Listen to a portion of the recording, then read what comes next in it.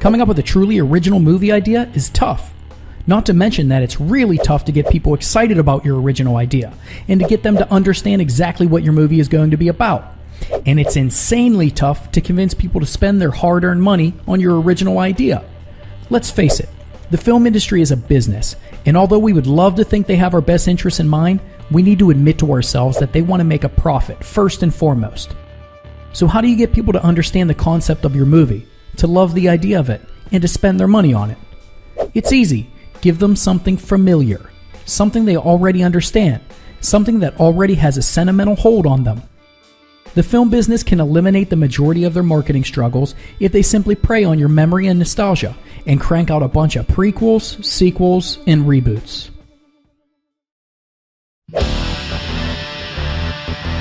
In this video, I want to focus mainly on prequels and take a look at 3 horror classics that were some of the greatest movies ever made, and 3 prequels to those movies that arguably tanked, and try to understand why.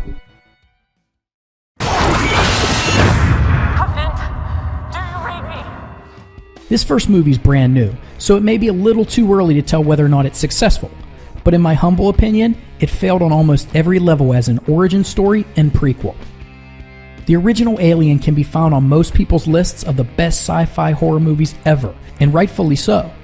Science fiction before Alien often depicted a shiny, clean, bright future, full of slick sets and ships, giving an unused feeling to the environment. The team behind the movie Alien wanted to show a more lived-in view of the future. The sets were gritty and dirty. The outfits and characters looked real and seemed like average people set in a realistically lived-in universe. The movie also successfully combined elements of horror into the science fiction film, making audiences fall in love with it when it was released and cementing its lastability, even with new audiences today. I may go off on a bit of a tangent here, but I always have doubts about how well a classic movie actually holds up to younger audiences today. Then I found this little gem. A great filmmaker and YouTuber, Bobby Burns, put out a video called Millennials Watching Alien for the First Time, and it made me giggle out loud. Oh shit! Oh! That was so well done. Yeah. Oh. This isn't the movie with head crabs, right? Yeah, this is. No, this isn't head crabs. Yeah, this is the face sucking thing. Yeah. Like a proud father watching his innocent children being affected by a movie that I grew up with.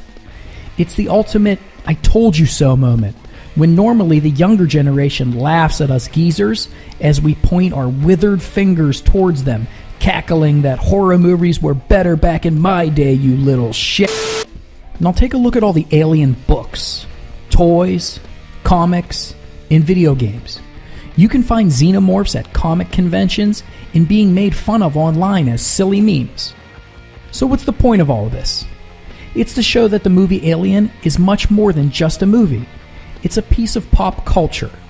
It is a beloved piece of film and pop culture, and any attempt to explain its origin in a prequel is pretty much doomed from the beginning.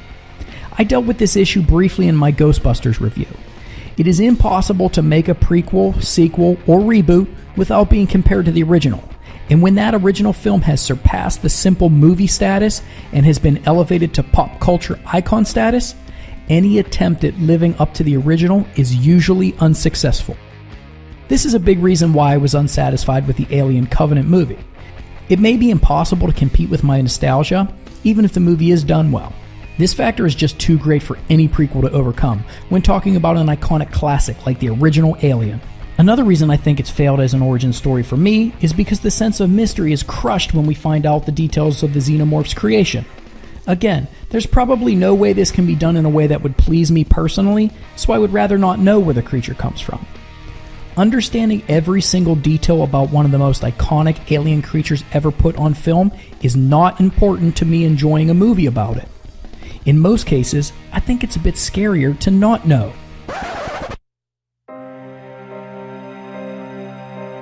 Humans fear what we don't understand. Period. Why would a horror filmmaker try so hard to make us understand then? Prequels that deal with the origin of a creature or antagonist are by their very existence decreasing our fear of it.